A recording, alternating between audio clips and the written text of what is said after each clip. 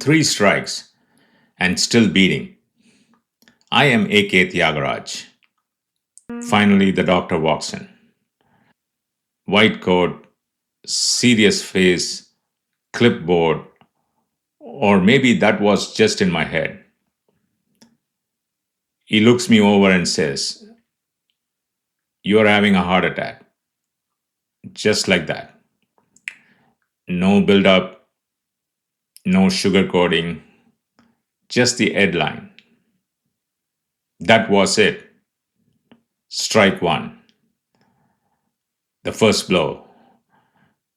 The first time my heart tried to take me out. I didn't know it yet, but there were two more coming. I thought this was the worst day of my life. Turns out it was just the beginning. Then he asks, "When did the symptoms start?" I think for a second and say, uh, maybe 18 hours ago. He doesn't say anything, doesn't yell, doesn't scold, just gives me the same nurse face. You know the one? What a moron. No words, just quiet disappointment.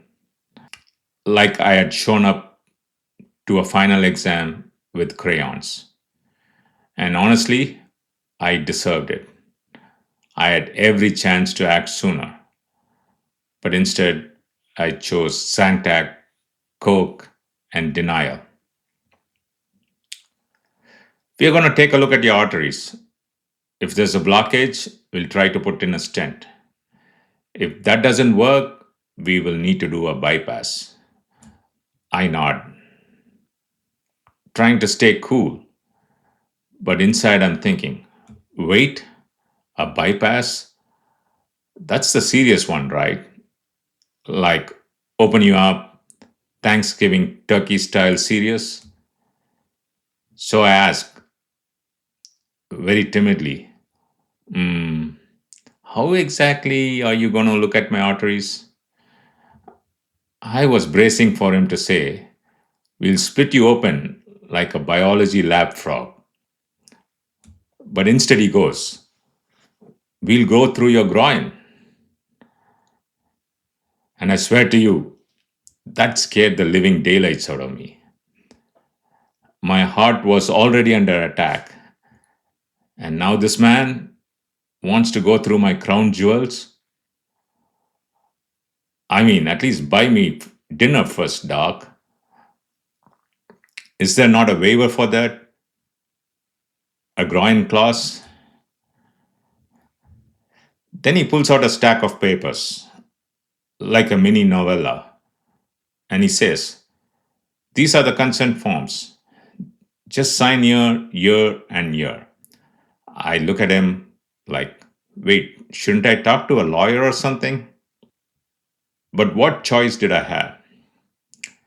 There I was, wearing a floral hospital gown that opened in the back, hooked up to machines, chest half shaved, dignity fully coat check.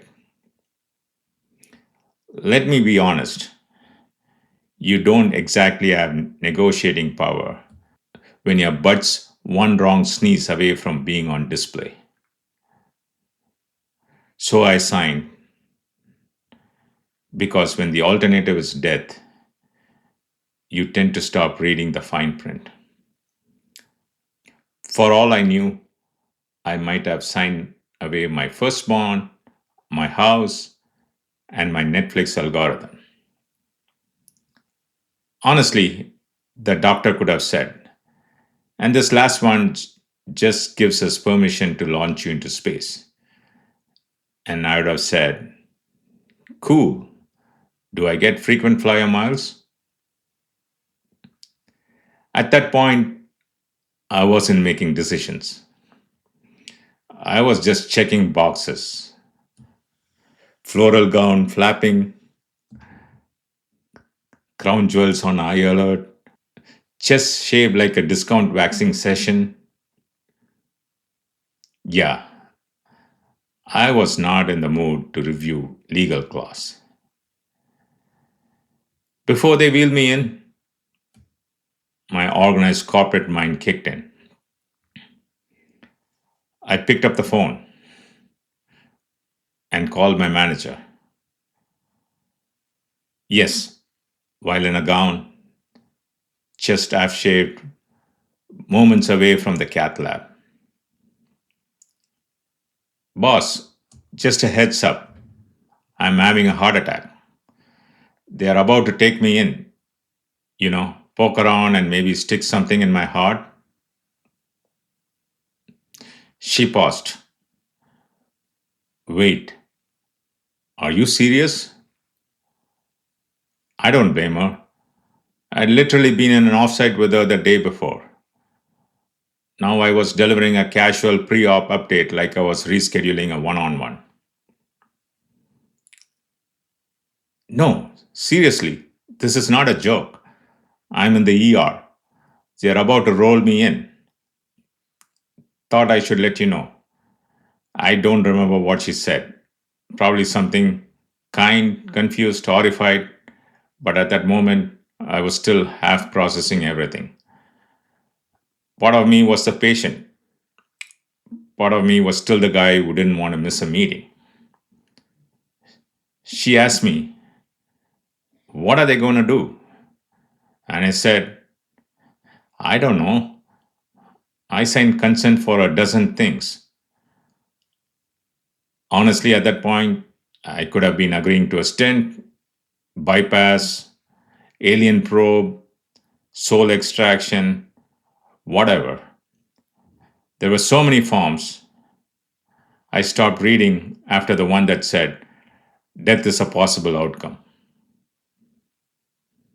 I figured if I'm going to die anyway, might as well die having saved myself the trouble of reading the fine print.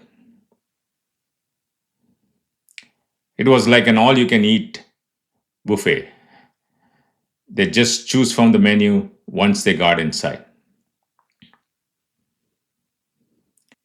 After calling my manager, I turned to my wife, who, by the way, was looking at me, stripped, shaved, wired up, and told I was having a heart attack. And I said, "Can you call Airbnb and cancel the booking?"